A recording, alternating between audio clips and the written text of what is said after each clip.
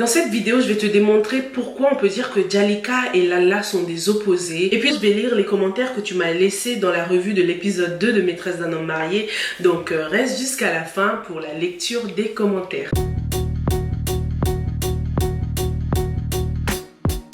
Bonjour à tous et bienvenue sur Yeri TV, je m'appelle Sylvia et je fais des revues et analyses de films et séries afro. Donc si c'est quelque chose qui t'intéresse, n'hésite pas à t'abonner à cette chaîne.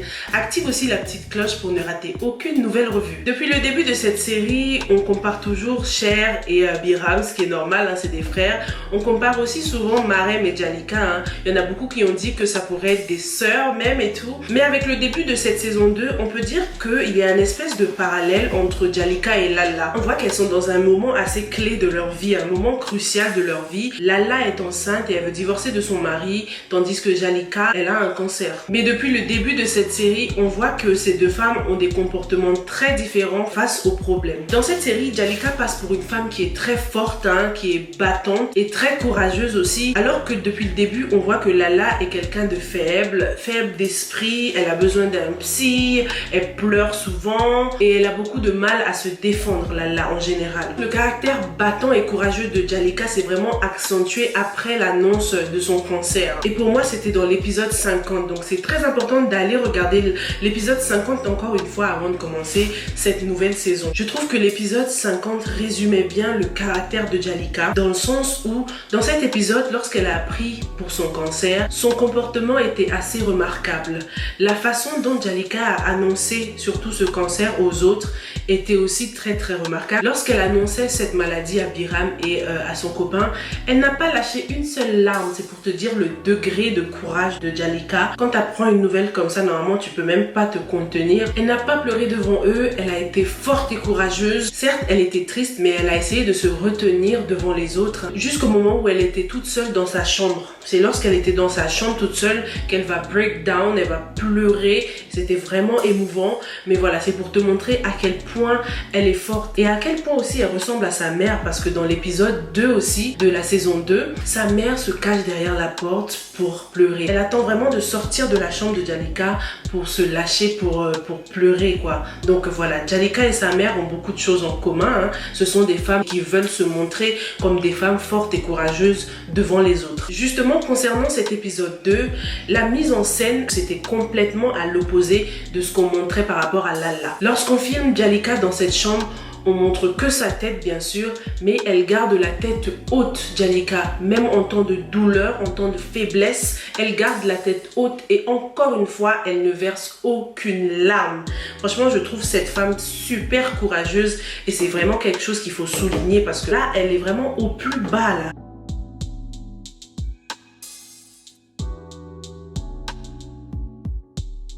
Le fait qu'elle ne pleure pas et qu'elle reste forte devant l'infirmière et devant sa mère, c'est vraiment remarquable. Hein. Et justement, comme je l'ai déjà dit dans la revue que j'ai faite sur l'épisode 2, le fait qu'elle soit assise devant cette fenêtre donne vraiment une lueur d'espoir pour Jalika. Lorsqu'on ressent de la douleur en général, on a tendance à se plier et faire ça genre à crier comme ça de douleur. Mais Jalika, non, Jalika, elle est vraiment une superwoman pour moi. Hein. Jalika, elle garde la tête haute. Comme si elle se disait, je peux le faire, je suis courageuse, ça fait mal, mais ça va passer. En fait, on imagine que c'est ce qu'elle se dit. Hein. Elle souffre beaucoup, mais toujours en gardant la tête haute, Jalika. De l'autre côté, on a Lala. Lala, elle aussi, au plus bas du bas, hein. Rien ne va et on sait que lorsqu'on est enceinte, on est très fragile. Mais malgré cela, on voit que Jalika et Lala n'ont vraiment pas le même état d'esprit. Pour la mise en scène, lorsque Lala est filmée, déjà on la voit regarder en bas. Elle pleure, elle a les larmes qui coulent et la caméra aussi nous dirige vers le bas. Hein. Ça accentue la tristesse de Lala. Elle est au bout du rouleau. Pourtant, il y a un oiseau qui passe dans le ciel qui pourrait symboliser l'espoir, mais non, ça n'intéresse pas Lala. Tout ce qu'elle regarde, c'est en bas avec des pensées un peu noires, on peut l'imaginer. Alors qu'elle pourrait juste changer son point de vue et voir les choses autrement. Donc voilà, cette série nous montre que des fois, on est juste one step away from seeing the bright side of things. Parfois, lorsqu'on est au plus bas, même si c'est difficile, il suffit juste de changer changer notre manière de penser, notre façon de voir les choses pour avoir un peu plus d'espoir, quoi. Lala, c'est quelqu'un qui a toujours besoin de soutien. Heureusement qu'elle a sa meilleure amie, hein. Ça se voit que c'est quelqu'un qui a besoin d'être soutenu par les autres. D'ailleurs, c'est bizarre, mais on ne voit pas du tout la famille de Lala, on parle pas de ses parents ni rien, on sait pas si elle a des frères et sœurs, hein. Ça aurait sûrement fait trop de personnages pour rien, mais bon, au moins elle a le soutien de sa meilleure amie et puis de la mère de Cher. Au contraire, Jalika, c'est quelqu'un qui est très très seul. En vrai, quand on regarde bien, Jalika, elle est seule. Elle avait une meilleure amie qui l'a trompée. Au début, Marem la montait sur Cher et puis Mamie était sortie avec son père. C'est du passé maintenant, elle les a pardonnés. Mais quand on fait le topo, quand on regarde bien, en fait Jalika, elle est très seule comparée à Lala. L'opposition entre Lala et Jalika se remarque aussi dans leur dynamique familiale. Si tu t'en rappelles, dans la saison 1, la première fois qu'on voit Lala, la première scène, c'était Lala à table avec sa fille et son mari. Donc ils étaient assis, posé. Sa famille passait pour une famille heureuse, pleine d'amour, qui a des matins agréables. Comparé à la famille de Jalika, et surtout Jalika en particulier, qui a surtout des matinées très très agitées. Donc elle cherche les clés, elle cherche ceci, cela. Pendant presque toute cette première scène, elle était debout, en train de courir. C'était vraiment l'opposé de Lala. La caméra bougeait beaucoup aussi à ce moment-là pour accentuer l'agitation de cette famille, l'agitation de Jalika. Et la seule fois qu'elle se pose, qu'elle s'assoit, c'est dans sa voiture, lorsqu'elle démarre la voiture pour aller au travail et elle se rend compte qu'elle n'a plus d'essence. Jalika, certes, elle a sa mère, hein, en qui elle peut se confier, mais il y a des choses qu'on préfère dire à nos amis qu'à nos parents. Donc c'est pour ça qu'il faut souligner l'importance de la meilleure amie de Lala. Elle joue vraiment un rôle très très important dans sa vie. Jalika, lorsqu'on lui annonce pour sa maladie, la première personne à qui elle pense, c'est sa fille.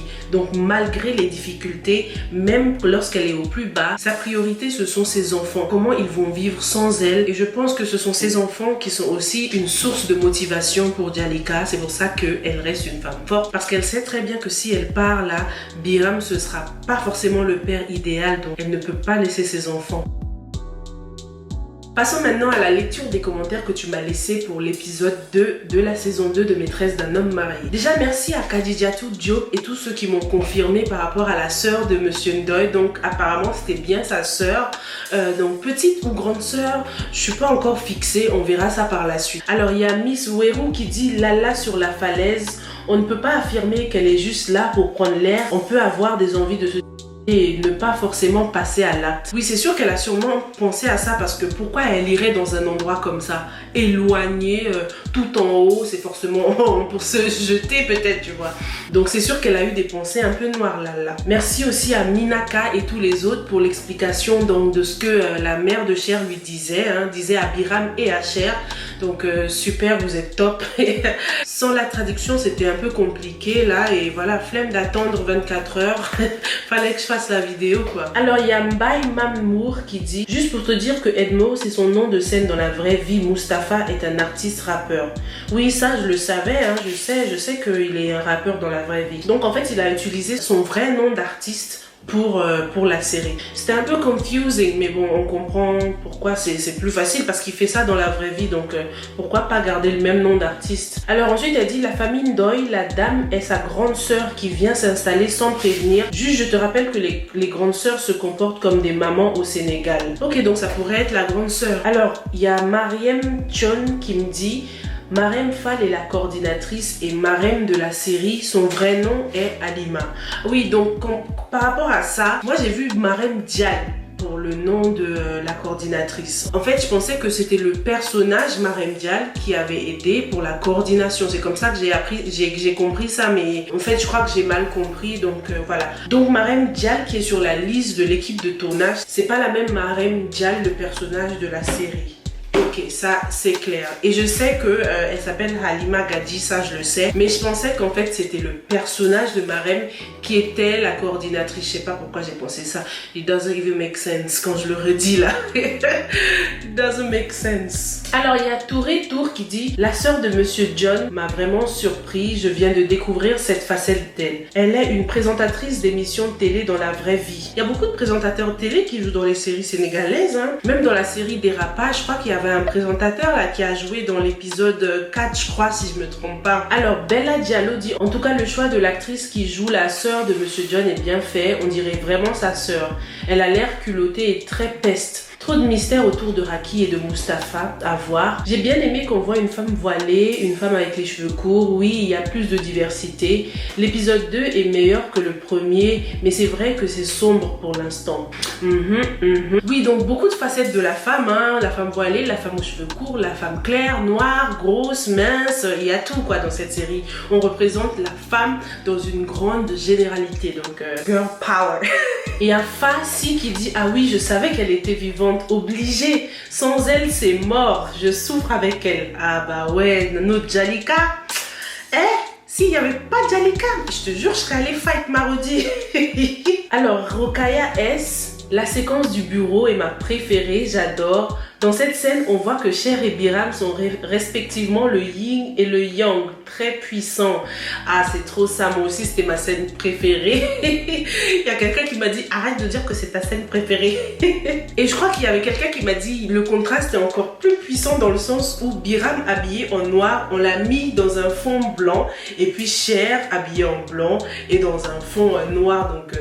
En tout cas, visuellement, c'était très beau. C'était une scène très belle. Et ce sont vraiment de super bons acteurs quand même. Alors, Fatou Gay qui dit « Mais Raki n'est pas en prison, j'ai rien compris. » J'ai rien compris moi non plus, Fatou. Pour l'instant, on ne peut qu'attendre la suite parce que franchement... J'ai pas compris le scénario là. Pour une fois, je sais pas où on se dirige là. I don't know. Et j'aime bien ce petit mystère, mais on dirait qu'on nous a berné. En fait, je me sens bernée un peu aussi, tu vois. Alors il y a Grâce Coco, ce commentaire je l'avais même pas encore vu, donc je vais y répondre tout de suite, hein. Attends, je lis déjà. Je pense que la sœur va utiliser les jumelles pour faire du mal au couple, surtout à la femme.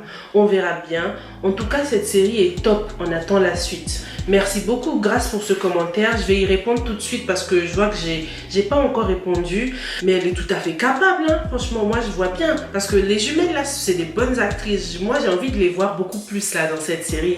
J'aime bien ce rajout de personnage là. Je me demande vraiment ce que la sœur de Ndoye là va faire avec ces filles là. C'est possible qu'elle les utilise, mais je vois pas encore comment, dans quel but en fait. On verra bien. Donc je réponds aux commentaires de Grâce Kodou.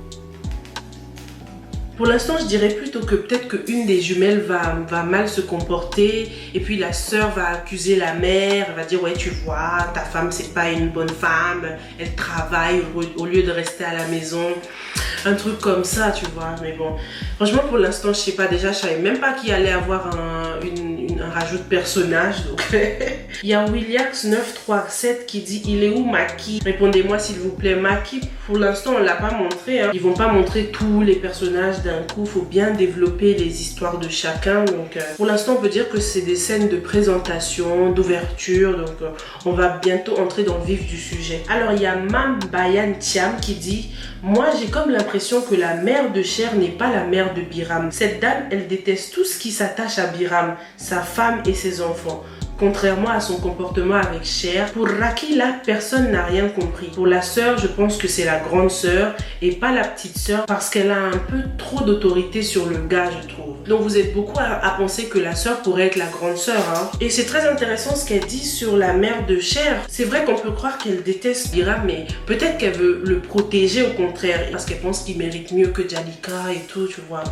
Donc voilà, tout ça c'est des hypothèses, hein. Il n'y a pas de mauvaise réponse, donc voilà quoi. Alors Dija, j'ai pas encore répondu à ton commentaire, je vais aussi le faire tout de suite.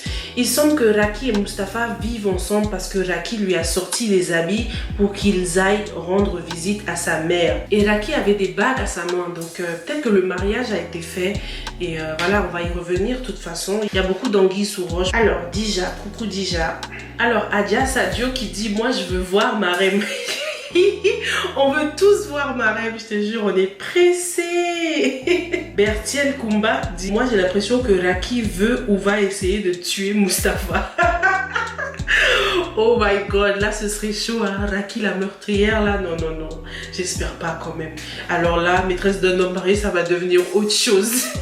Lina a dit, moi non plus j'ai rien compris entre Mustapha et Raki. Au début quand j'ai vu Raki se laver les mains, j'ai cru que c'était un rêve. Il y a une histoire là-dessous, cause la maman de Raki reproche à Mustapha le fait de se pavaner à la star, laissant sa fille seule. Je crois que Mustapha connaît la vérité et c'est pour cela qu'il est fâché contre elle. Une autre chose que je ne comprends pas, c'est pourquoi Marème en veut à son amie alors qu'elle était en bon terme avant le voyage. Merci beaucoup pour ton commentaire, Lina. C'est sûr, pour l'instant, on se pose énormément de questions et c'est normal parce qu'on n'est qu'au début. Tout le monde a hâte d'en savoir plus et c'est tant mieux parce qu'on voit que c'est une très bonne série. Tout le monde est à fond et surtout, ce qu'il faut retenir, c'est les messages que cette série essaie de faire passer. Donc voilà, merci beaucoup pour tous les commentaires. N'hésite pas à m'écrire d'autres commentaires par rapport à l'opposition entre Jalika et Lala. Est-ce que tu trouves qu'il y a une opposition entre ces deux femmes-là? Est-ce que tu penses comme moi? Dis-le moi dans les commentaires. Je lirai tes commentaires dans la prochaine vidéo. En attendant, je te retrouve dans ma prochaine vidéo. Stay home, stay safe and stay blessed. Bye!